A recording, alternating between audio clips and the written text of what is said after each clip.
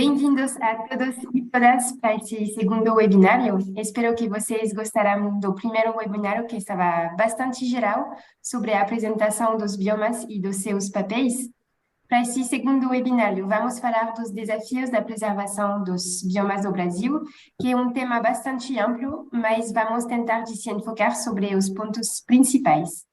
Então, hoje teremos a presença de Cláudio Almeida, que é coordenador do Programa de Monitoramento da Amazônia e dos outros biomas também, no Instituto Nacional de Pesquisa Especiais. Temos também a presença de Renato Cunha, que é diretor de Gamba e da Rede Mata Atlântica, além de ser presidente do Conselho Deliberativo de Fundo Casa. Temos também a Jacieli Davinato, que é advogada especialista em meio ambiente e sustentabilidade. E, por fim, temos Melissa, que é uma premiada do Lab Jovens 2022, para seu projeto que se chama Marisqueiras como protagonista do meio ambiente. Então, uma vez mais, muito obrigada pela sua presença. Então, vamos começar, Cláudio, com você.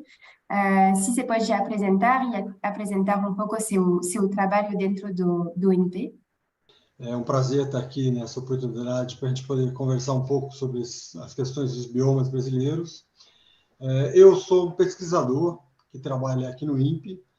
Minha formação, eu sou agrônomo de formação, depois fiz mestrado em sensoriamento remoto e meu doutorado em análise de paisagens. E aqui no INPE eu trabalho justamente coordenando a equipe que faz o monitoramento do desmatamento em todos os biomas brasileiros. O INPE ele tem mais de 60 anos, que foi criado, e ele trabalha com as questões espaciais, tanto a análise do espaço, como a partir do espaço a gente analisa a Terra. Então, no nosso caso, a gente usa as imagens de satélites que são captadas no espaço, através dos satélites que estão em órbitas, para analisar como está mudando a cobertura da Terra no Brasil. Ou seja, a gente fica acompanhando onde havia uma vegetação natural, e aquela vegetação ela foi suprimida, ela foi convertida, aquela área, para um outro tipo de ocupação. Pode ser, você pode converter para área urbana, pode converter para área de agricultura, você pode converter para uma área para implantar uma infraestrutura, como uma barragem, uma estrada, enfim, todo esse tipo de coisa. Então, o meu trabalho aqui dentro do INPE é isso, é coordenar esse monitoramento a partir dessas imagens de satélite, a gente oferecer para o público, todo ano a gente faz um mapeamento, tem algumas ferramentas que o INPE usa, tem um projeto chamado PRODES, que eu faço uma vez por ano o monitoramento de tudo que mudou de um ano para o outro. Então, eu tenho cada ano eu pego uma nova imagem, quer dizer, na verdade, são centenas de imagens para recobrir o Brasil, mas eu comparo cada imagem com a imagem do ano anterior e vejo o que mudou ao longo desse período. Onde era a vegetação natural, que aquela vegetação foi suprimida e deu lugar a uma outra área qualquer. Esse é o dado final, é o dado oficial do desmatamento no Brasil, que a gente, uma vez por ano, apresenta para toda a sociedade. E, além desse projeto, tem um outro projeto chamado DT, que é um projeto que faz a detecção em tempo que a gente chama de quase real. Eu uso outros satélites que têm um tempo de revisita menor, eu consigo recobrir todo o Brasil a cada 1 ou 2 dias, no máximo, com esses satélites. E aí, usando essa informação que é mais rápida, ela não é tão precisa em termos de área, mas ela é muito precisa em termos de localização. Eu envio para os órgãos de fiscalização, para o IBAMA, Polícia Federal, para o Ministério Público, enfim, para todo mundo que faz esse trabalho de fiscalização, a gente envia a localização de onde está ocorrendo supressão de vegetação, onde está havendo desmatamento agora, em tempo real, as últimas passagens. E com base nessa informação, esses órgãos, eles podem, então, fazer fiscalização de campo. Se a gente manda uma informação de que existe um foco de desmatamento numa determinada região, tanto o IBAMA como a Secretaria Estadual de Meio Ambiente, ela pode ir nesse local e averiguar, quer dizer, em primeiro lugar, ele vai averiguar se aquela área tem uma autorização prévia, se não tem autorização prévia, ele vai ao local, pode fazer multa, enfim. Ele pode aplicar a legislação para que se cumpra esse papel. Então, esse é o meu papel do INPE e o meu papel é justamente coordenar essa equipe. Obrigada, Cláudio. Renato, você pode se apresentar também? Obrigado aí pelo convite, estar com vocês aqui nesse webinar. Então, meu nome é Renato Cunha, moro em Salvador, sou um dos coordenadores do Gambá, que é o Grupo Ambientalista da Bahia, uma organização que tem 40 anos de fundada, né, da década de 80, início dos anos 80, e a gente trabalha no monitoramento das políticas públicas, na educação ambiental, na conservação de ecossistemas. Participamos aqui na Bahia de colegiados ambientais, como o Conselho Estadual do Meio Ambiente. Participamos também, né, em parceria com várias organizações da sociedade civil, como a Rede de ONGs da Mata Atlântica, o Observatório do Clima, né, a Rede Brasileira de Justiça Ambiental, entre outras, né? E também somos parte do Conselho Deliberativo do Fundo Casa Socioambiental, que é um fundo que apoia pequenos projetos, né, dos movimentos sociais, das comunidades mais afetadas assim com a questão ambiental, como os povos indígenas, os quilombolas, né, pessoal, né, agricultores familiares, né, pescadores, marisqueiros. E o Gambá trabalha muito com essas questões todas aqui na Bahia, mas não só na Bahia, como a questão ambiental não tem fronteiras, a gente atua também, né, em articulações nacionais, como eu falei, nos colegiados que eu citei.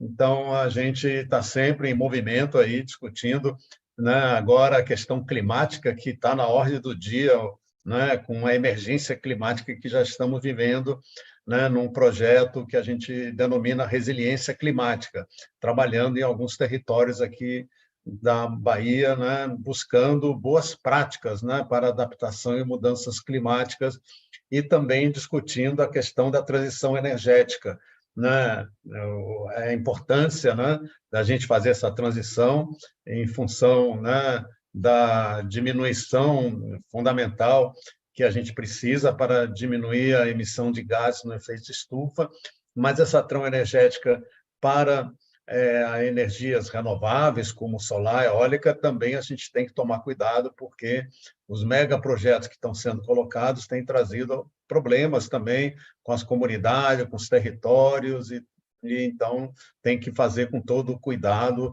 que seja justa essa transição, que seja popular, que seja inclusiva, que minimize também os impactos socioambientais nos territórios onde vivem as pessoas, né? Então, mais uma vez, obrigado pelo convite. Estamos aí para contribuir nesse momento com vocês. Obrigada, Renato. Jaciele, você pode seguir se apresentando? Boa tarde a todos, boa tarde quem está aqui na sala comigo. Obrigada pelo convite, Mariana. Bom, eu sou Jaciele, eu estou falando aqui de Recife, Pernambuco. Minha formação originária é jurídica, eu sou advogada ambiental, especialista em meio ambiente e sustentabilidade e atuo também como analista de conservação no WWF Brasil, como pesquisadora no Instituto Latino-Americano para a Justiça Coletiva e também faço parte do Comitê Consultivo da Juventude, junto à delegação da União Europeia aqui no Brasil. Então, nos últimos anos, minha atuação tem sido majoritariamente nos temas de justiça climática, justiça socioambiental, principalmente estudando casos como melhorar a rastreabilidade em cadeias de suprimento, principalmente do setor da carne, que é um grande causador do desmatamento brasileiro, e também na análise das últimas legislações que vêm surgindo, principalmente vindas da União Europeia, sobre supply chain, sobre due diligence em cadeias de abastecimento internacionais. Então, Tá. Obrigada, Jaciele. E, por fim, Melissa, você pode se apresentar? E aí, gente, boa tarde para todos, todes. Eu sou Ingrid Melissa, ou Melissa Novest, sou estudante de oceanologia, também sou estudante de farmácia, sou patrulheira do Patrulha Ecológica Escola da Vida, que foi de onde surgiu o meu interesse pela educação climática, educação ambiental. Então, desde pequena, eu já faço parte de projetos, de ONGs, também sou voluntária, pesquisadora voluntária no Instituto Balé de Bart. trabalhando com cetáceos, lixos marinhos. Também sou líder climática, então já tenho essa atuação como uma liderança dentro do meu território e também fora, porque a ideia é que, através de mim e dos meus colegas, a gente possa estar levando a educação ambiental e possa estar trazendo a juventude para dentro dessa temática, né, que é tão abrangente. E aí eu fui uma das selecionadas, tive essa oportunidade de ser uma das selecionadas do Lab Jovens 2022, e aí com isso eu estou realizando meu projeto que se chama Tecendo Redes e Construindo Histórias, marisqueiras como protagonistas do meio ambiente. Porque quando a gente fala de protagonismo, a gente pensa em lideranças, em pessoas que já estão ali dentro de órgãos públicos, pessoas que já têm uma bagagem, né? Mas, na verdade, essas pessoas vindas de territórios pequenos, juventude negra, pessoas LGBTQIA+, são a minoria que é importante, de fato, né? E minha ideia é essa, né? Trazer um pouquinho do meu projeto, um pouquinho do meu território, um pouquinho do Nordeste para dentro do Lab Jovens e mostrar o que a juventude é capaz de fazer. Gratidão, gente. É isso. Obrigada, Melissa. Então, o tema de hoje é os desafios da preservação dos biomas do Brasil. Ainda que este tema é amplo, vamos tentar de ver os principais desafios de cada bioma e suas implicações no meio ambiente e na vida dos brasileiros, de ponto de vista social, econômico e demográfico, entre outros. Então, acho que um dos desafios mais famosos da preservação dos biomas é a questão do desmatamento. Cláudio, você pode explicar por que é uma questão central, tanto para a Amazônia como para os outros biomas? Sim, Maria. A questão do desmatamento, ela tem um contorno muito especial para a gente por várias condições. A gente pode começar falando, né, da questão climática.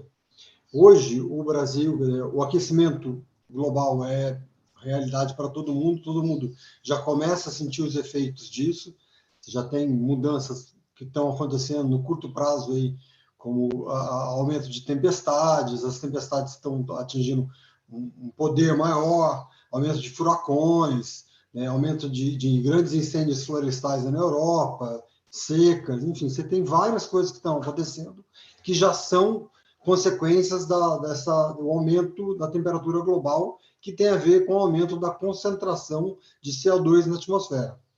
Né? E, no caso brasileiro, né, a maior quantidade, a maior percentual de emissões que o Brasil tem hoje é justamente devido ao desmatamento. Né? Quando você tem uma floresta, aquela floresta ela armazena carbono, né? A madeira que está ali, as folhas, tudo que está naquela floresta, ela armazena carbono naquela estrutura. Quando você retira, quando você corta aquela floresta, queima para dar origem, dar espaço para fazer outra atividade naquela região, o que acontece? Todo aquele carbono que estava estocado ali dentro da floresta, ele se transforma em CO2 que vai ser emitido para a atmosfera, então ele vai agravar essa questão do efeito estufa no mundo todo, não só no Brasil, né? Vai agravar a situação no mundo todo. Né? O Brasil, percentualmente, ele é um dos grandes emissores, mas hoje está em torno de 4 a 5% das emissões globais. Você tem outros países, como os Estados Unidos, como a China, como a União Europeia, que tem quantidades absolutas muito maiores de emissões. Mas, dentro das emissões brasileiras, né, o percentual devido ao desmatamento é muito alto. É acima de 60%, 70% das emissões brasileiras, elas estão relacionadas com o desmatamento.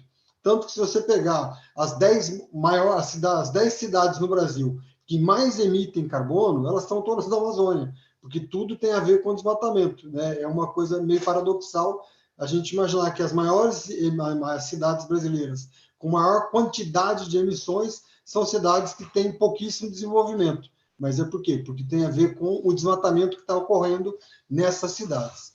Né? Então, isso é um aspecto que é super importante. Outros aspectos que você também vão ter uma relevância muito grande é a questão da água. Né? Por quê? A disponibilidade hídrica, disponibilidade de chuva, do que acontece, principalmente a chuva que cai aqui na região centro-sul do país, ela vai ser uma grande parte dela vai ser formada na Amazônia. Né? A transpiração da floresta amazônica, né? Aquela evapotranspiração, vai colocar essa umidade no ar. A circulação global faz com que essa umidade seja empurrada até o oeste, ela vai bater lá nos Andes e vai fazer uma deflexão e vai voltar aqui para a região centro-sul do país. Então, a grande parte daquilo que chove na região centro-sul vem da Amazônia. Então, à medida que você desfloresta mais, o que acontece? Você tem menos água sendo evapotranspirada e menos chuva chegando na região centro-sul do país. Hoje, a gente já tem alguns estudos que mostram que o desmatamento na Amazônia já está causando aumento de temperatura na região sul da Amazônia, ela está ficando mais quente, a quantidade de dias sem chuvas, né, dias no período seco, já ficou cerca de 2 semanas maior, esse período ao longo do ano, né, e a quantidade de chuva que está caindo também já está ficando claro nessas regiões. Né? Então, você tem um impacto enorme, que é a disponibilidade de chuva. Hoje, a maior parte da agricultura brasileira, ela depende de chuva. Ele é feito sem sistemas de irrigação. Ou seja, se não chover, se não tiver uma regularidade na distribuição dessa chuva, você vai começar, num curto espaço de tempo, a ter quebras de safra, né, produção menor. Por quê? Porque você não tem disponibilidade hídrica. Essa disponibilidade hídrica também vai afetar a geração de energia. Hoje, mais de 80% da nossa energia é uma energia limpa. Ela não depende de queima de combustíveis fósseis. Isso é diferente, por exemplo, para o bloco europeu. O europeu depende muito de queima de combustíveis fósseis. O Brasil não depende tanto. O Brasil hoje ele é dependente principalmente de energia hidrelétrica, que é uma energia que não vai ter essa emissão direta por queima de combustível. Mas o que acontece? À medida que você chove menos, os reservatórios vão ficar menos cheios, né? A sua capacidade de gerar energia vai cair. Quer dizer, no médio prazo, a gente pode estar comprando um grande problema, que é a gente não vai ter água suficiente para gerar energia. Né? Então, o desmatamento ele tem impactos enormes. E aí, sem falar da questão de preservação de espécies. Né? A gente tem, à medida que você desmata, você está eliminando o ambiente, o habitat natural de algumas espécies. Né? E se for, por exemplo, se você desmatar numa região que tem uma espécie que é endêmica, que ela só existe naquela região, como você pode levar aquela espécie à extinção. Né? Então, você tem hoje uma situação bastante complexa e ligada à questão de desmatamento. Nos biomas brasileiros, né, a gente tem diferentes situações. Você tem, por exemplo, desde biomas que estão muito desmatados, como a Mata Atlântica. Né? Hoje, a Mata Atlântica ela tem mais de 71% do seu território já foi desmatado. Né? E isso tem implicações bastante fortes nessa questão. Né? Como é que vai isso estar afetando o país como um todo. Né? E tem outros biomas que são menos desmatados, como a Amazônia, por exemplo, apesar dela tem um grande desmatamento atual, né? É um dos biomas que tem mais desmatamento, os 2 biomas onde tem mais desmatamento hoje é na Amazônia e no Cerrado. A Amazônia tem ainda só pouco mais de 18% do bioma que já foi desmatado. Né? Então, isso tem a ver, essa questão de quanto está mais ou menos desmatado, tem a ver com o histórico de ocupação. Né? No caso da Mata Atlântica, o que acontece? É o bioma que foi o primeiro bioma a ser ocupado, ele está na costa brasileira. Então, quando os portugueses aqui chegaram, eles começaram essa ocupação, esse processo de colonização pela Mata Atlântica. Né? Depois, isso vai se interiorizando, vai atingir outros biomas, mas até meados do século, né, até metade do século XX, mais ou menos, tanto a Amazônia como o Cerrado, eles estavam bastante protegidos. Protegidos no sentido de que não estavam ainda desmatados. A partir da metade do século XX, o que acontece? Existe uma integração desses biomas ao resto do país, com construção de rodovias que permitiram essa ligação física desses biomas, e aí se começou um processo de ocupação acelerado desses biomas. Então, o que a gente percebe nos últimos 50 anos, 50, 60 anos, é uma ocupação acelerada tanto da Amazônia como do Cerrado. né? E nesses 20 anos, então, a gente já perdeu 18% da Amazônia e perdemos 50% do Cerrado, né? Então, quer dizer, esse processo de ocupação, de colonização, onde você faz a transformação, você suprime aquela vegetação natural e entra com algum outro ciclo econômico. Na Mata Atlântica, isso já foi café, já foi cana-de-açúcar, né? Na região central do país, você já teve grandes ciclos ligados à mineração, e agora você tem um grande ciclo ligado à produção agropecuária, seja de carne, ou seja de outros cereais, né? Principalmente na região do Cerrado brasileiro, e na região da Amazônia, ainda o principal indutor desse processo é a formação de pastagens. Mais de 60% da área que foi desmatada na Amazônia, ela deu origem a áreas de pastagens. Então, isso é um pouco esse histórico de como isso é importante e como ela está sendo afetada nos nossos biomas. Obrigada, Cláudio. E agora que entendemos um pouco mais o que é o desmatamento e as razões históricas do desmatamento, quais são as ferramentas usadas pelo controle do desmatamento? Então, hoje a gente tem, aqui no INPE, como eu te falei, a gente tem a nossa principal ferramenta, aquilo que a gente produz e entrega para a sociedade, é o monitoramento. Então, a gente faz um monitoramento constante desses biomas para entender aonde está acontecendo esse desmatamento, qual o tamanho desse desmatamento, começa a fazer alguns estudos, algumas análises para avaliar o impacto disso nos biomas, né? E aí essa informação a gente disponibiliza para o governo brasileiro, é óbvio, também para toda a sociedade, de maneira que a sociedade possa acompanhar tudo que está acontecendo, possa usar essas informações para produzir estudos, né? Hoje você tem milhares de teses, de artigos que são produzidos a partir dessas informações que o INPE disponibiliza para a sociedade. A nível de governo, existem diversas outras ferramentas, né? Recentemente, né, a gente acabou, essa semana foi lançado o plano, o PPCDAN, que é o Plano de Prevenção e Combate ao Desmatamento na Amazônia. Esse plano, ele engloba a participação de 19 ministérios do governo federal, então, onde cada ministério, o grupo todo se reúne, né? Desde janeiro a gente vem discutindo esse novo plano, né? E cada órgão, cada instituição que está representado dentro daquela reunião, ela vai dizer o seguinte, o que esse ministério pode fazer para melhorar o combate ao desmatamento. No caso do INPE, o INPE é ligado ao Ministério de Ciência e Tecnologia, então a gente vai dizer, nós vamos avaliar, vamos desenvolver novas metodologias para tornar o monitoramento mais rápido, para tornar o monitoramento mais eficaz, para que a gente possa entregar mais informações para a sociedade. Outros órgãos, como, por exemplo, o IBAMA, que é ligado ao meio ambiente, ele vai dizer, eu vou aumentar o meu quadro de fiscais e vou aumentar a fiscalização, né? Por exemplo, uma meta que o IBAMA colocou foi embargar pelo menos 50% da área que foi desmatada ilegalmente. Quer dizer, você tem que identificou uma área que foi desmatada sem autorização, que o desmatamento é ilegal, o IBAMA tem que ir lá fazer uma fiscalização e embargar, fazer o que a gente chama de embargo daquela área, quer dizer, então ele vai delimitar aquela área, vai sair uma normativa dizendo que aquela área não pode mais ser usada enquanto ela estiver em regeneração, né? Então o proprietário daquela área fica legalmente impedido de usar aquela área. Aí é óbvio que você tem que ter toda uma fiscalização depois, se ele está cumprindo aquele embargo, se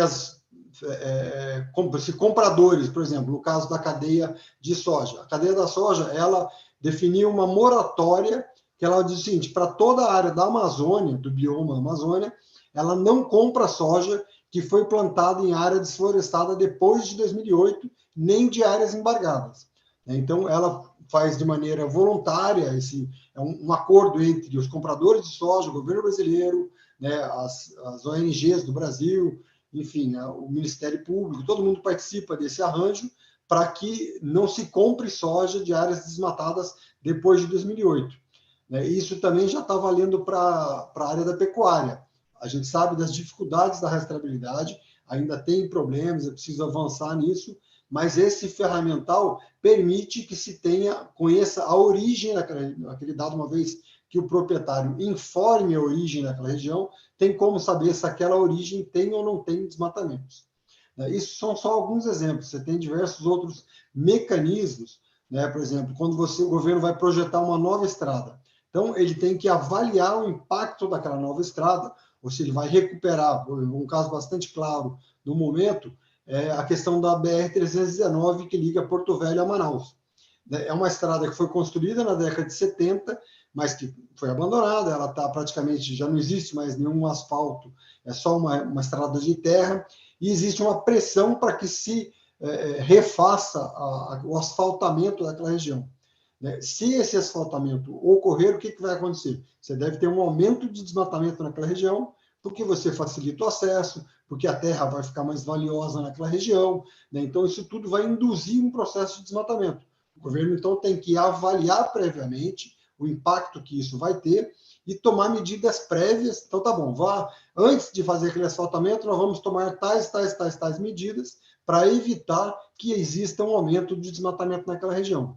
Então, essas são algumas dessas ferramentas que permitem, né, que a sociedade, que o país como um todo, procure um desenvolvimento que tenha um impacto menor no desmatamento.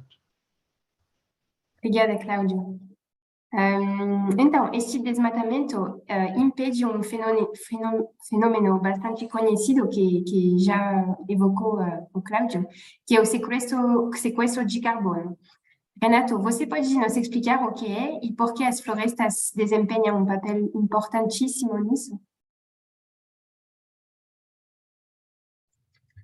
Então, bom, Cláudio já explicou muito bem o problema do desmatamento, né?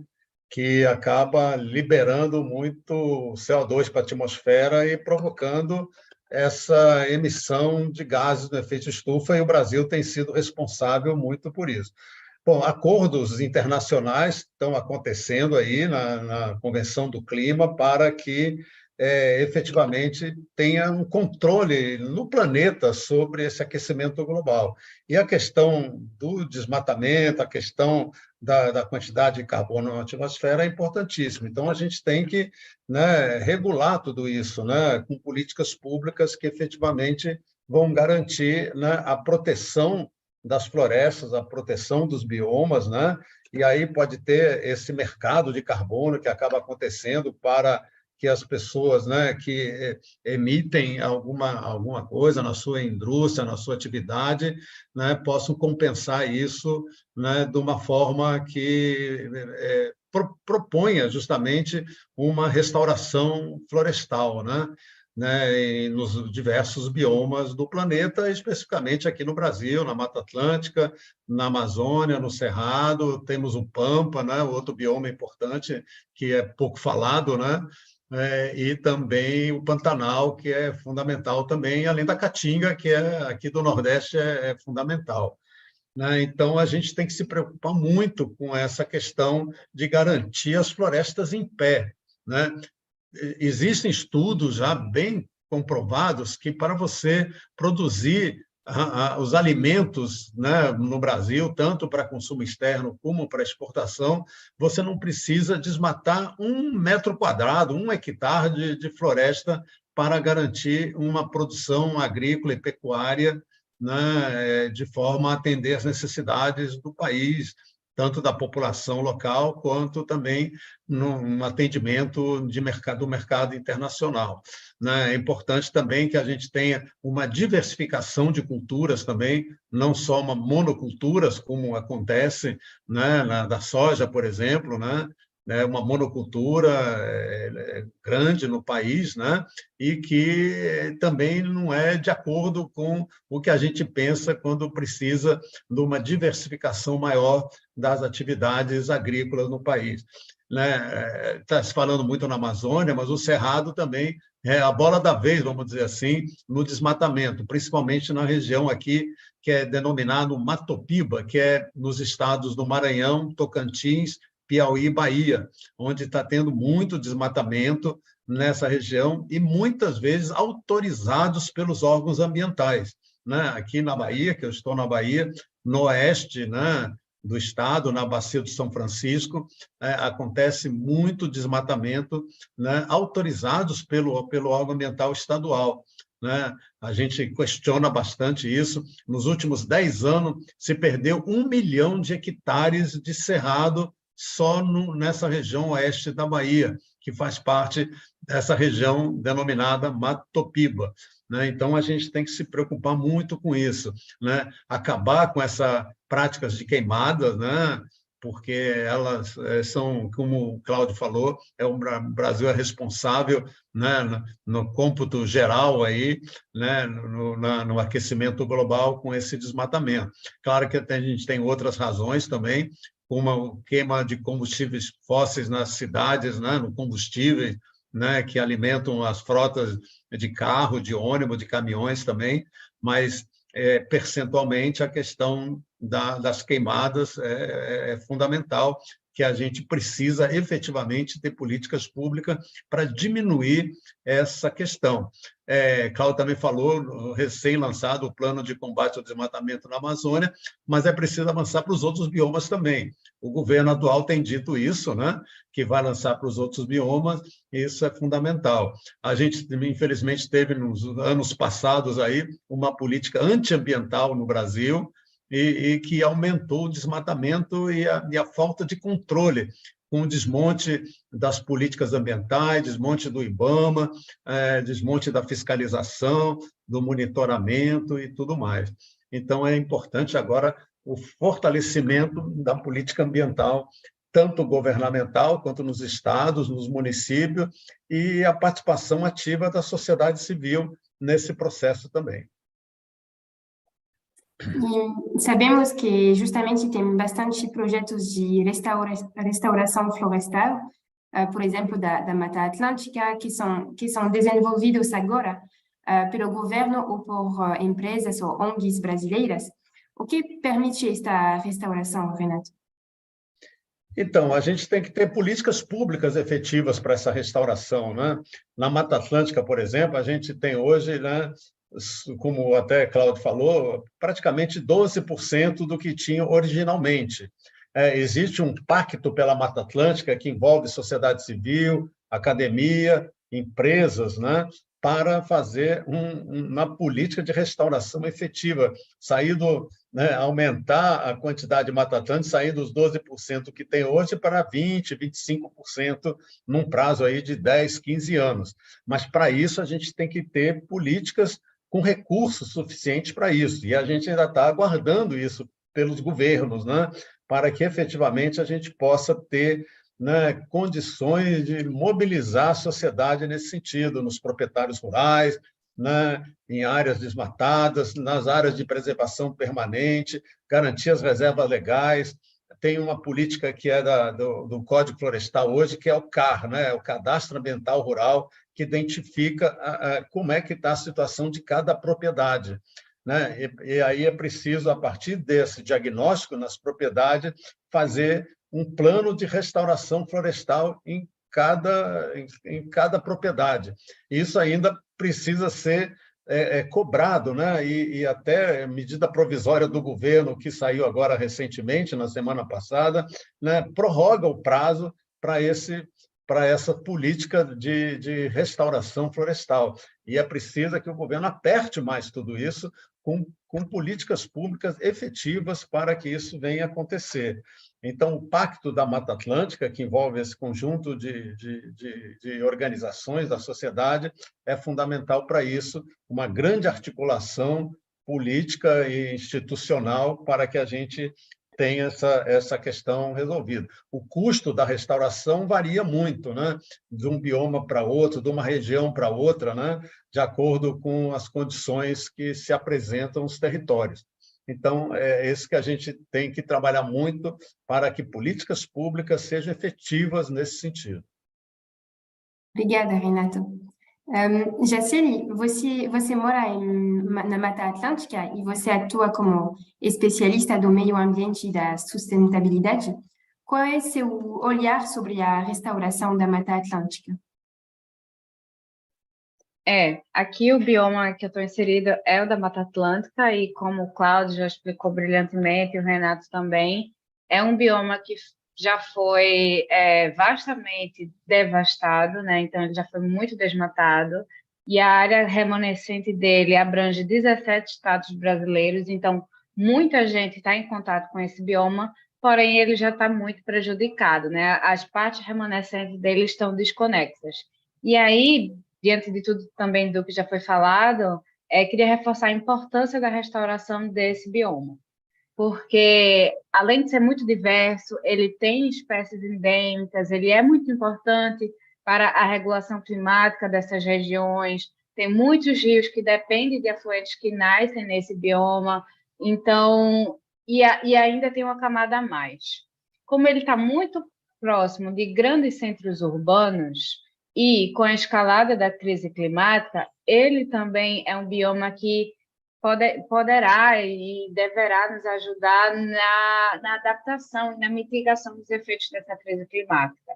Porque, principalmente aqui no meu estado, e é um problema comum em outras áreas do Brasil, tem muita área de encosta e tem pessoas vivendo em situação de área de encosta.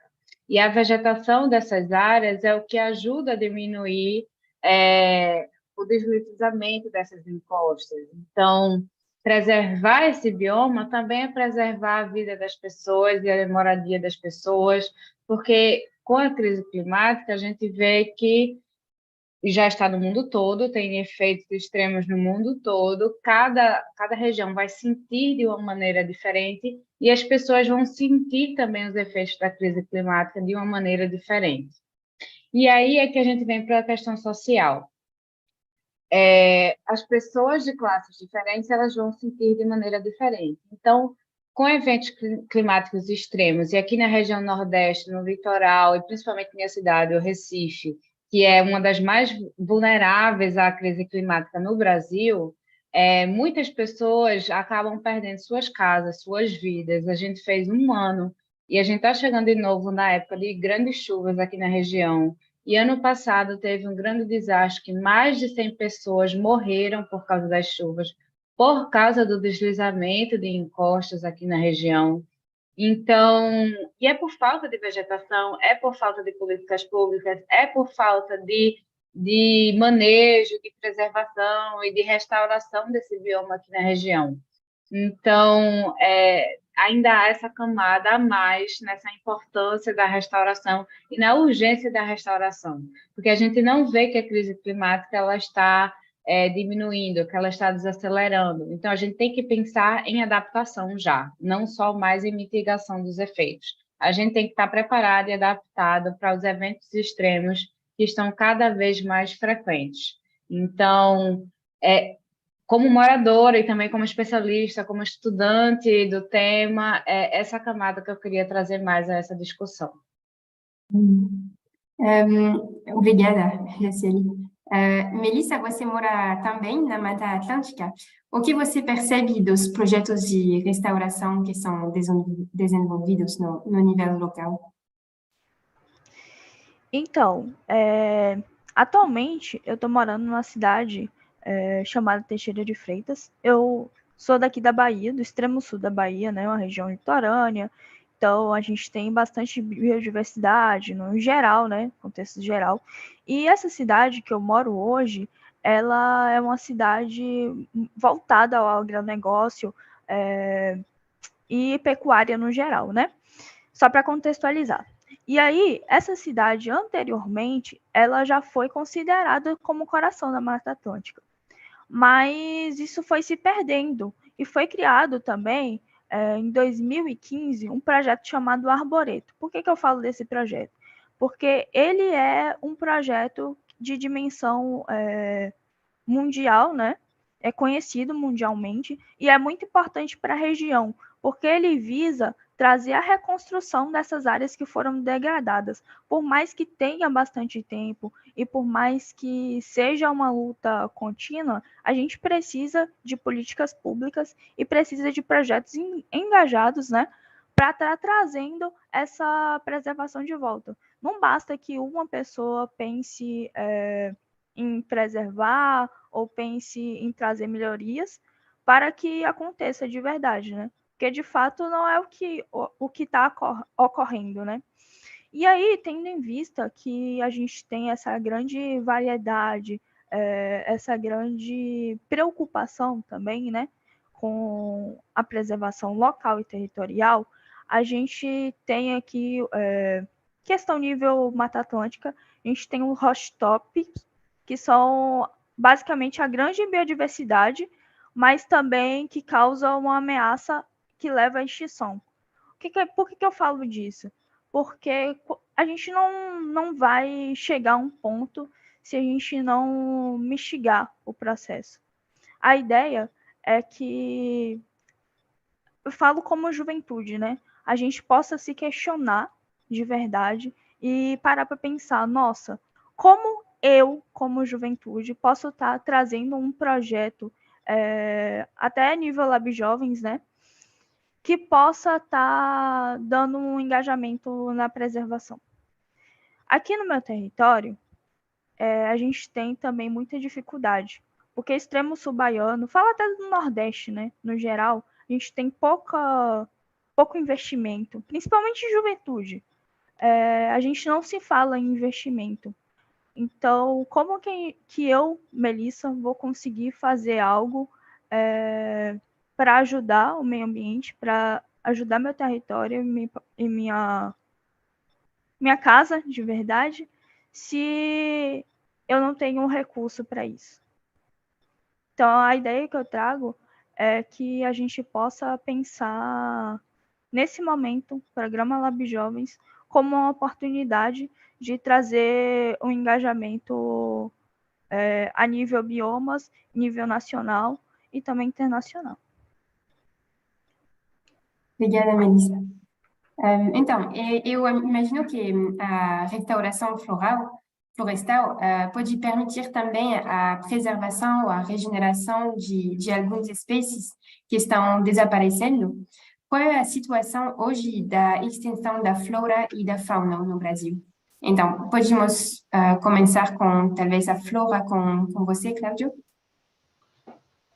Bem, a gente tem hoje, né, tem um estudo recente aí, falando tanto de flora e fauna, vou falar dos dois juntos, que é um estudo recente que saiu do IBAMA, perdão, do IBGE. O IBGE, ele faz o que ele chama de a contabilidade ambiental, então ele está sempre renovando, avaliando o potencial, avaliando o nosso recurso e como é que isso está, o que está mudando. Então, por esse estudo que o IBGE publicou, né, começo do ano ele publicou essa atualização, hoje a gente tem mais de 5 mil espécies no Brasil que estão entre ameaçadas a severamente ameaçadas por questão de supressão de ambiente natural. Né? Hoje, a maior parte delas está na Mata Atlântica. A Mata Atlântica tem mais de 2.800 espécies que estão em risco, que estão aí realmente numa situação de pressão muito grande, principalmente para essa questão de supressão da vegetação natural. Uma coisa que a gente tem que considerar nesses projetos de restauração que estão sendo criados, óbvio que qualquer restauração é importante, é bem-vinda. Você, ao restaurar um ambiente, você está melhorando a condição daquela região. Mas, se a gente puder aliar isso a questões de análise de paisagem, quer dizer, se você puder fazer uma restauração conectada a outra restauração que já existe, conectada a um outro fragmento natural que já exista, você está melhorando a situação. Por quê? Porque se você tiver 10 quadrados de 10 hectares, por exemplo, que vai dar 100 hectares, ou tiver 1 quadrado de 100 hectares, é muito diferente isso em termos do impacto que isso tem para a biodiversidade. Quando você tem uma grande área bem preservada, você pode abrigar mais espécies, você tem espécies que precisam de grandes áreas para sobreviver. Então, por exemplo, quando você pensa num pequeno mamífero, ele precisa de uma área maior do que 1 hectare, 10 hectares. Ele vai precisar de uma área, às vezes, para encontrar uma quantidade suficiente de alimento, às vezes ele vai precisar de uma área de 20, 30, 50 hectares, conectados de uma área, dentro de um mesmo bloco. Se ele tiver que ficar se movimentando de um fragmento para outro fragmento, primeiro ele está mais sujeito a predadores, ele está mais sujeito a sofrer um acidente, se ele for atravessar uma rodovia, ele pode ser atropelado, enfim, você está muito maior risco. Então, quanto maior aquela sua área de preservação, quanto mais conectada com outras áreas de preservação, melhor. O segundo ponto é a questão de borda. né? Quando você tem um grande fragmento, o que acontece? Você tem uma quantidade menor de borda. Aquela vegetação que está na borda do fragmento, ela está mais sujeita à seca, está mais sujeita a ocorrer um incêndio que vem do exterior e alcança aquele fragmento florestal, né? Então, toda aquela área de borda, ela é naturalmente uma área mais pobre em termos de biodiversidade e mais suscetível. Então, quanto mais borda você tem, se você tem mais um conjunto maiores de fragmentos, você tem mais borda, então com isso você tem mais vegetação que está exposta àquele problema de você ter incêndio, de você ter uma seca maior, enfim, várias coisas que estão acontecendo. Então a gente tem que pensar essa restauração não somente em termos de vou restaurar mais, mas eu vou restaurar melhor. Aonde que aquele projeto de restauração ele vai ter mais impacto? Né? Na beira de um córrego, que vai proteger aquele rio, ele vai encostar num outro fragmento florestal. Se você tem duas propriedades, né? Pensar que aquelas duas propriedades podem colocar suas reservas legais na área de contato entre elas, né? De maneira que você tenha uma área total protegida maior. Né? Então, quer dizer, você tem diversas formas que você tem que otimizar esse processo de restauração para que você diminua o impacto que hoje, como eu disse, é muito forte sobre as espécies no Brasil. Tá. E, Renato, quais são as medidas públicas ou políticas públicas que podem permitir de preservar estas espécies que sejam floresta ou de fauna?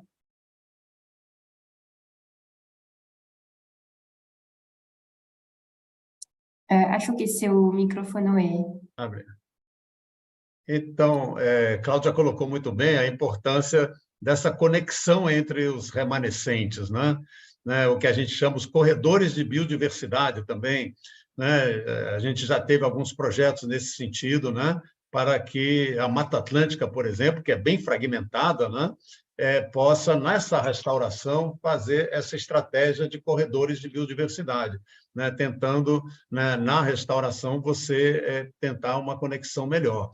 Né? Essa é uma das estratégias para a proteção não só das espécies de flora, mas talvez principalmente da fauna, né? Para que, né, esses animais, né, essa fauna realmente possa sobreviver, principalmente quando tem pequenos remanescentes, né, que animais maiores, como uma onça, né, e outros animais assim, possam realmente sobreviver. Agora, isso precisa realmente uma análise territorial muito bem feita, né?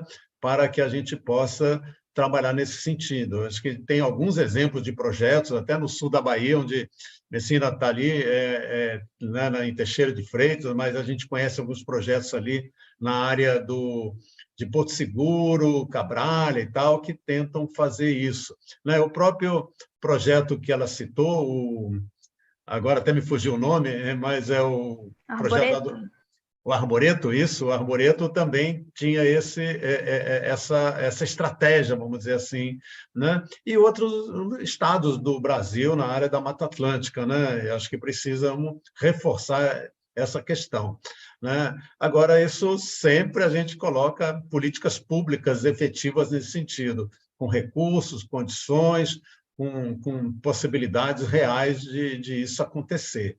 Isso ainda, a gente não alcançou isso. Vamos ver se a gente, daqui para frente, efetivamente, né, foca nessas questões, né, pensando justamente nessa adaptação às mudanças climáticas para a proteção dessa importante biodiversidade que tem o Brasil, ele é conhecido como um país mega diverso, né? Um dos principais países que tem uma biodiversidade bem significativa, e a gente não pode perder isso, né? Quando você tem um desmatamento, né, numa área que tem uma espécie endêmica, você nunca mais vai saber dela, né? O porquê que ela seria importante até para a humanidade mesmo, né? Como, né, alimento, como remédio, como outras questões que poderiam ajudar muito a uma sobrevivência, né, da própria espécie humana. Obrigada, Renato. Então, vamos cambiar um pouco de tema.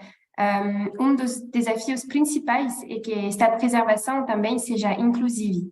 Então, Jaciele, o que é o desafio de incluir a maioria da população brasileira e os povos indígenas em particular nesta dinâmica de preservação dos biomas? Sobre a comunidade indígena, e aqui eu vou incluir povos tradicionais no geral, então também falando dos quilombolas, primeiro a inclusão tem que passar pelo respeito. Então, considerando essa comunidade, primeiro a gente tem que pensar em demarcação dos territórios e, em segundo lugar, em audiências públicas e consultas informadas e livres. Então, os indígenas, o principal, digamos assim, inclusão, que enfim, não cabe a nós incluí-los em si, preservar e respeitar as suas tradições, passa pela demarcação dos territórios para que, assim, eles consigam, primeiro, desenvolver, praticar o seu direito ao meio ambiente equilibrado e também a cultura, porque todos nós, população geral, temos o direito ao meio ambiente equilibrado que está garantido no artigo 225 da Constituição Federal. Só que para essas comunidades ainda há uma outra camada, que é o direito à cultura e às suas manifestações culturais, porque eles se relacionam com a natureza também nessa categoria cultural, na preservação das suas tradições, dos seus ritos, enfim, da sua tradição cultural. Então, primeiro, a gente tem que ter em mente que a inclusão passa primeiro pelo respeito. Em segundo, em territórios, por exemplo, que ainda não estão demarcados ou que estão em áreas ali de transição entre área urbana e territórios demarcados, e para a comunidade no geral, tem um avião, se atrapalhou, me informe. Mas... enfim, e aí para essas comunidades que não estão em área de demarcação ou estão em transição de área urbana para área, enfim, de floresta, área rural, etc., precisa ter o respeito ao direito à audiência pública e à consulta livre e informada, que também está resguardada na Convenção 169 da OIT. Então, esse é o desafio. Muitas vezes, esse direito à consulta prévia, livre, informada, ele é desrespeitado, ele é passado por cima. E esse é o grande desafio, é que as comunidades afetadas elas sejam previamente escutadas e tenham uma participação ativa no processo de licenciamento desses projetos, enfim, seja público ou privado. Uma outra questão que eu queria trazer é que dentro dessas audiências e dentro dos projetos, para que se tenha uma efetiva inclusão e respeito das comunidades locais, é que os projetos eles têm que atravessar ou pensar ou trabalhar o eixo de classe, raça e gênero, que é como eu estava falando anteriormente, as pessoas elas são afetadas de maneira diferente. E aí, a depender da sua classe social, a depender do seu gênero, a depender da sua raça, elas serão afetadas de maneira diferente.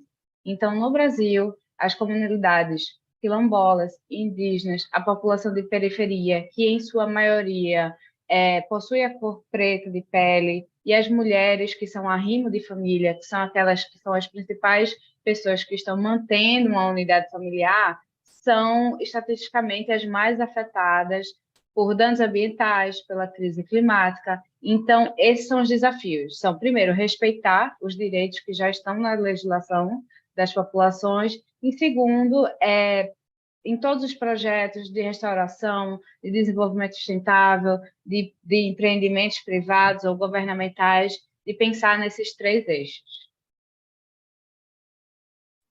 Muito obrigada, Jaciele. Vamos aprofundizar um pouco mais esta temática social no terceiro webinário, com uma parte bem especial que será dedicada aos povos indígenas. Mas acho que já temos uma boa visão do que se trata.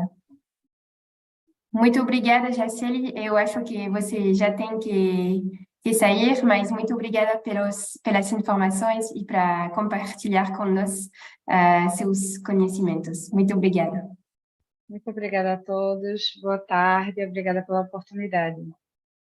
Vamos continuar falando sobre outro tema que é um desafio bem importante e que é bem específico a alguns biomas, que é o fenômeno de desertificação, que é bastante importante, em particular para a Caatinga, a Pampa e o Pantanal. Cláudio, você pode nos falar sobre isso, por favor? Sim, Maria. Hoje, a gente tem o efeito da desertificação já acontecendo no Brasil. O Brasil não tinha, naturalmente, não era uma região de desertos, né? Não, todo o Brasil era coberto inicialmente por vegetação, mas o uso excessivo dessas áreas está levando a um processo de desertificação em algumas regiões especificamente. Hoje, o principal foco no país, né, no Brasil, onde tem um processo de desertificação mesmo, é principalmente na Caatinga.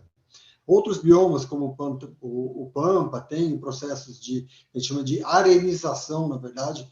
O que acontece? Aquele solo está sendo transformado praticamente só em areia, mas tecnicamente é um pouco diferente desse processo que é a desertificação mesmo, que está acontecendo principalmente na região da Caatinga. E esse processo de desertificação que está acontecendo na Caatinga brasileira, ele tem a ver justamente com a questão do desmatamento. Quando você tem a vegetação em cima do solo, aquele solo está protegido tanto da chuva, a gente pensa na chuva sempre como um elemento positivo, mas a chuva ela tem um impacto. Quando aquela água que cai do solo bate no solo, né, ela desagrega um pouco aquele solo e ela tende a arrastar parte dos nutrientes, parte dos elementos daquele solo vai ser arrastado por um rio, para alguma outra área naquela região. Então, você tem o impacto da chuva, que é o que a gente chama de erosão hídrica naquela região. Você tem também um outro impacto, que é a erosão eólica. Ou seja, os ventos que vão acontecer naquela região, quando você tem vegetação, ele vai barrar um pouco aquele vento direto sobre o solo e vai impedir o arraste do solo naquela região.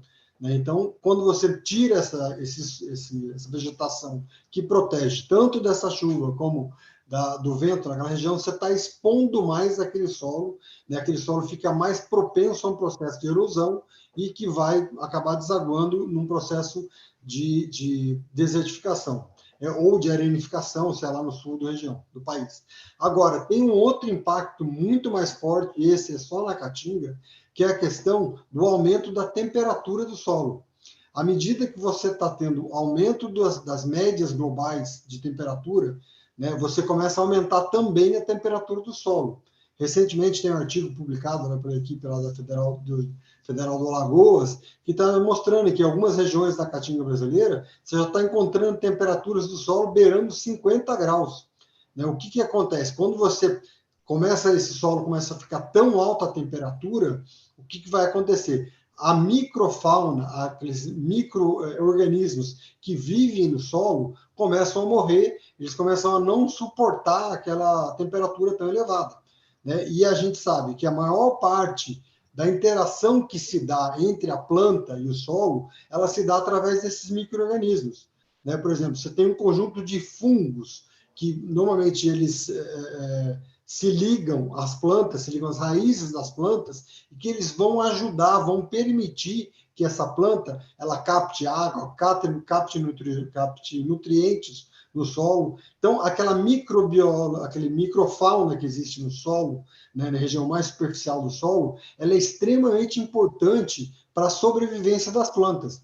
Então, hoje acontece um paradoxo que é, você tem o semiárido brasileiro, ele tem uma condição de chuva que não é realmente assim, totalmente limitante ao desenvolvimento de vegetação. Né? Hoje, pelo menos acima de 300 milímetros por ano, chove no semiárido brasileiro, a maior parte dele. Então, quer dizer, essa condição já seria suficiente para o desenvolvimento de plantas. Mas, com o aumento da temperatura, o que acontece? Essa microfauna que existe, ele começa a morrer, você perde a capacidade de desenvolver plantas, mesmo que tenha chuva, você não tem capacidade daquela vegetação se desenvolver naquela região por conta desse aquecimento do solo. Né? Então, esses processos, né, de desmatamento, somado à questão do aumento da temperatura global, ele vai ampliar hoje a região que está sob um processo de desertificação. Hoje já são milhares de hectares, né, que tem ali na região da Caatinga, né, que está nesse processo justamente impactada por esse processo de desertificação, né? Já tem áreas desertificadas e tem uma área bastante significativa da Caatinga brasileira que ela está sob risco de desertificação se não houver um processo de mudança, tanto da questão da supressão de vegetação, como a questão do aumento da temperatura no solo. É óbvio que quando você tira a vegetação, o aumento da temperatura é muito mais impactante, é muito mais forte. Por isso que a questão do desmatamento é tão impactante também para a desertificação dessas regiões. Obrigada, Cláudio. E acho que é bastante importante também de falar de outro ponto, outro desafio que tem que ver também com todos os pontos que sobre os quais já faláramos, que é o tema da agricultura. Que é um desafio global, na verdade, que não é só brasileiro, mas para o mundo inteiro, para responder à demanda de produtos agrícolas.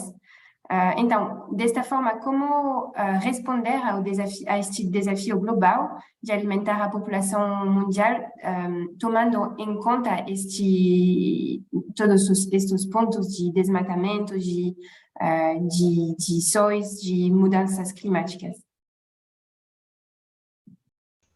Cláudio? Então, você tem a agricultura, ela óbvio que ela é absolutamente necessária, né? A nossa sociedade, ela só existe como tal, porque nós somos lá há 10 mil anos atrás, a gente aprendeu a domesticar as plantas, né? E plantar, e aí com isso a gente começou a desenvolver sociedades organizadas em torno dessa produção de alimentos. Nós deixamos de ser um grupo coletor, caçador, e passamos a ser um grupo com um desenvolvimento social em torno da agricultura, né? E da pecuária também, é óbvio. Mas ela é extremamente necessária e importante para você garantir essa segurança alimentar.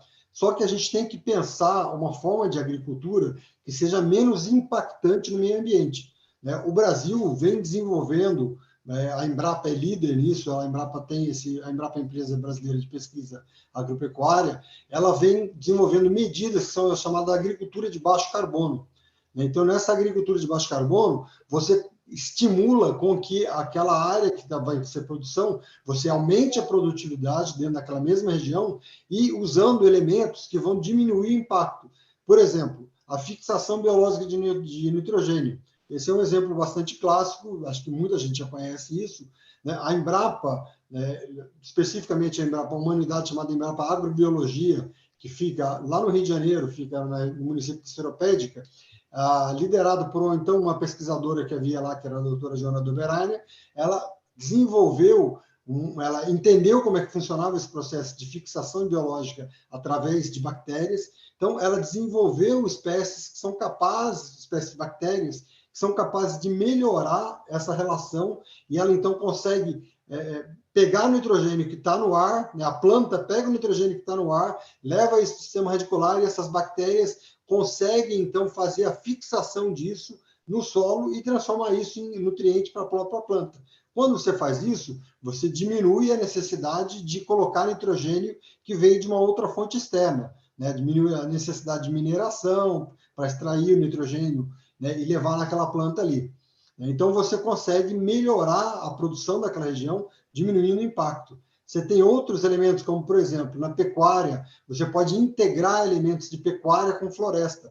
É chamada integração pecuária-floresta, ou se pecuária, lavoura, floresta, também pode ter os 3 tipos de cultivo naquela região.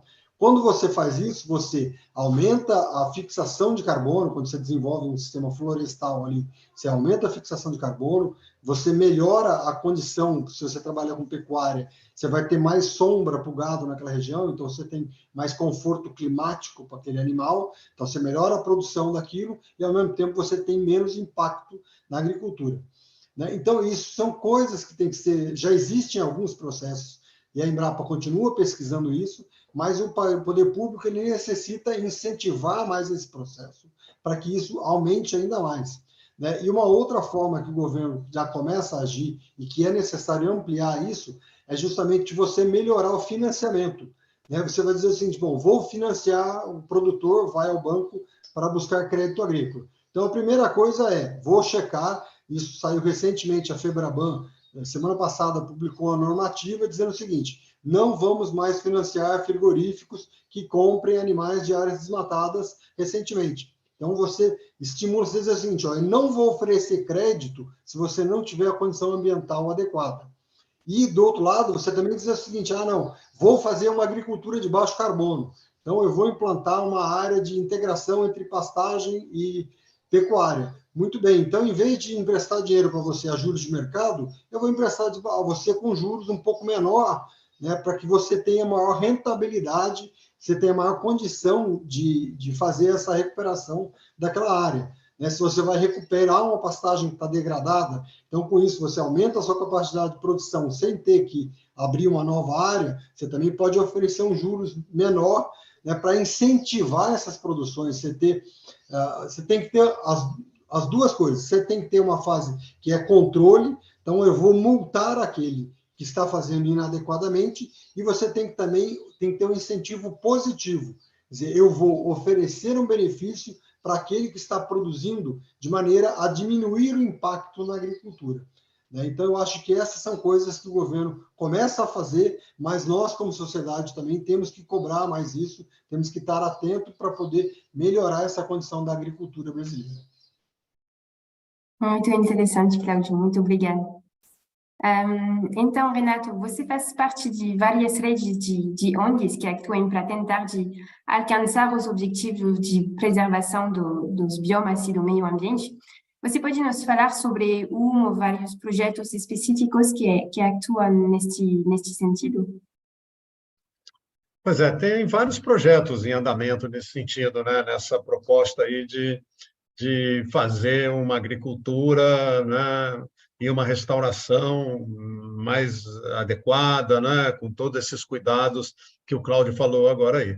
O gambá mesmo aqui, a gente trabalha aqui na área, na Bahia, no Recôncavo Sul, né, a gente tem uma produção de mudas de Mata Atlântica e de Caatinga e fazemos uma restauração florestal aqui no entorno de uma área que é super importante, chamada Serra da Jiboia, que é uma serra, né, que tem uma biodiversidade muito importante, né, tem mais de 40 nascentes, é uma área de 6.000 e pouco hectares, e que a gente fez um estudo junto com a Universidade Federal do Recôncavo da Bahia para criar uma unidade de conservação ali. Estamos discutindo aí, tanto com o governo do estado quanto com o ICMBio, né, encaminhamos, né, já há um tempo no ICMBio, mas estava parado lá, aqui no estado também está. Agora a gente espera que avance essa proposta. E é uma área também que estava bem desmatada pela pecuária e tal. Tem um município que fica no entorno aqui, que é chamado São Miguel das Matas. Né? Há uns 30, 40 anos atrás, ela tinha, esse município, muitas matas, e hoje não tem mais tantas matas assim, porque a pecuária entrou, as pastagens, né, ocuparam quase toda o município. Né? A gente tem, nesse município, em torno aí de 4% a 5%, né, do município ainda com algum remanescente florestal. Então, para a produção agrícola também, eu acho que a gente tem que incentivar a agricultura tanto orgânica como uma produção diversificada também, uma produção, né, que muitas vezes acontece na agricultura familiar, na agroecologia, né, que é uma importante produção agrícola para abastecer a sociedade brasileira. Né? A agroecologia é um sistema muito importante, inclusive tem muitas experiências com protagonismo das mulheres, das associações, né, de agricultores, até de quilombolas, como foi falado aí antes, a importância, né, dessas comunidades para a produção também. Então, a agroecologia, a agricultura orgânica tem que ser cada vez mais incentivada. Aqui na Bahia mesmo foi aprovado agora, recentemente, há um mês atrás, e sancionada pelo governador, o Programa Estadual de Agroecologia, que agora vai ser efetivamente implantado no Estado. Então, é isso, a gente tem que mudar alguns padrões que existem hoje, né, no uso e ocupação do solo, né, para a proteção da terra, da água e do ar, né, para que a gente tenha um ecossistema muito mais saudável, né, uma produção mais saudável também, né, com menos agrotóxicos, né, com menos produtos químicos, né, na alimentação da população. Então, esses cuidados são importantíssimos e cada vez tem que difundir mais essa informação para que a adaptação a essas mudanças climáticas seja de verdade mesmo, seja bem positiva no desenvolvimento que a gente espera para o país. Obrigada, Renato. Então, estamos chegando ao fim, mas agora que temos uma boa vista geral dos desafios da preservação dos biomas, queria ver com você, Melissa, qual é seu olhar sobre a preservação dos biomas a seu nível bem local, e ver também se você pode nos falar um pouco sobre seu projeto que você desenvolveu dentro do programa Lab Jovens 2022. Certinho. Então, como o Renato muito bem falou, né, aqui na nossa região, principalmente aqui no extremo sul, a gente está muito focado na agroecologia, na agrofloresta. Inclusive, dentro das universidades, a gente já está vendo isso, né? Dentro dos institutos, já tem formação dentro da agroecologia, e a gente vê que é um avanço muito grande, né? Felizmente, onde eu moro, é um lugar que a gente preserva muito, que a gente tem esse foco ambientalista, esse foco ambiental. A economia aqui no extremo sul, nessas regiões litorâneas no geral, ela gira em torno da pesca e também do turismo, né? Então é importante que a gente esteja sempre engajado nesses temas, nesses assuntos, que a gente traga essa percepção, né? A gente tem toda uma problematização acerca da temática, né? A questão de desmatamento, poluição, que traz as consequências ali do desequilíbrio, as secas, as enchentes, e a gente foi muito prejudicado aqui na região com relação às enchentes, né? Muitas famílias tiveram suas casas destruídas, muitas famílias ficaram ilhadas, então a gente sofreu muito com relação a essas enchentes, que são coisas que infelizmente a gente poderia de certa forma evitar, mas que vão continuar acontecendo, querendo ou não, né? E aí a gente vê um contexto que, na verdade, desde a época da industrialização, de quando a gente começou a gerar lixo, a gente começou a gerar resíduos, e isso tem prejudicado. Aí também tem a ONG que eu participo, que é o Patrulha Ecológica, que ela é muito focada nisso. Além de preservar, a gente quer buscar uma consciência, levar aquilo ali para as pessoas terem uma visão. Porque quando a gente fala desses assuntos, o que a gente vê na TV não é o que realmente é. Assim como é apresentado o agronegócio, por exemplo, né? Que não é como é passado para a gente. E a gente tende a levar essa visão para os jovens, principalmente, para as crianças, através de maneiras lúdicas, fazendo teatro, fazendo oficinas, a gente faz oficina de papel, a gente faz limpeza de praia também, inclusive há 26 anos consecutivos, e a gente acredita que essa forma a gente pode conscientizar e mudar um pouquinho da concepção das pessoas com relação às instituições e as ONGs de maneira geral, com relação à preservação mesmo, né? Porque às vezes as pessoas, principalmente aquelas pessoas de mais idade, acham que a gente não está fazendo um trabalho de verdade, mas não é isso que acontece. E a gente tenta conversar, né? Conversa com os pescadores, conversa com a comunidade no geral, com dentro do nosso território e também fora, né? Quando a gente vai fazer algumas atividades. Então, eu vejo que no sentido local, a gente tem muitas dificuldades, mas que consegue trabalhar de certa forma com auxílio da comunidade. E a comunidade, ela abraça muito os nossos projetos. Com relação a isso, acredito que seja isso. E aí, com o meu projeto, ele foi basicamente isso. Eu tinha uma percepção de tentar trabalhar com cetáceo mesmo, né? Com a fauna marinha.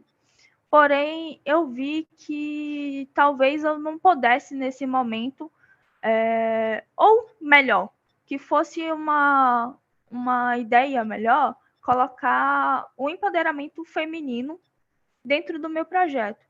E aí, de que forma eu poderia estar trazendo esse empoderamento e mexendo com comunidade, mexendo também com o meio ambiente, marinho principalmente, porque eu gosto muito, foi trazendo um projeto com relação às marisqueiras, as pescadoras e marisqueiras, que muitas vezes não são tão, não tem tanta visualização dentro do nosso território, da nossa comunidade.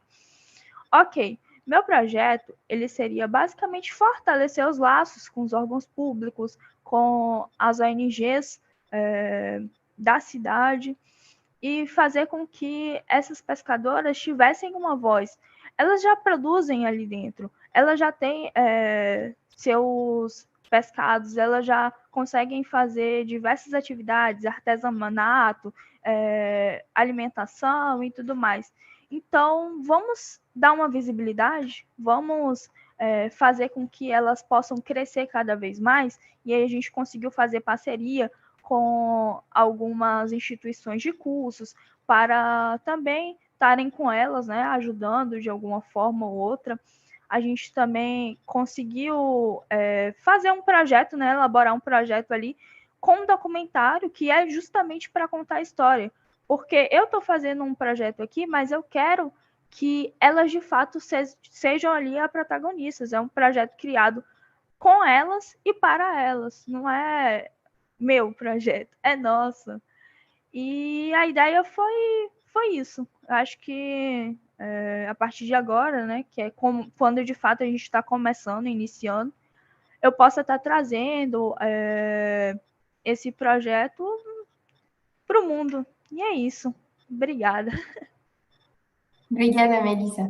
Eu espero que esse projeto vai inspirar os participantes de hoje para fazer também seus projetos. Então, acho que a hora de encerrar este webinário chegou. Cláudio, Renato, Melissa, muito obrigada uma vez mais para suas falas e sua participação. Ainda vamos continuar aprendendo com o terceiro webinário, que será o último, esta quarta-feira, às 18h30. O tema deste webinário será os meios de tornar possível preservação e desenvolvimento sustentável. Acho que este webinário vai ser muito interessante também e enriquecedor. Então, nos vemos esta quarta-feira e ótima noite para todos. Tchau. Tchau, foi um prazer.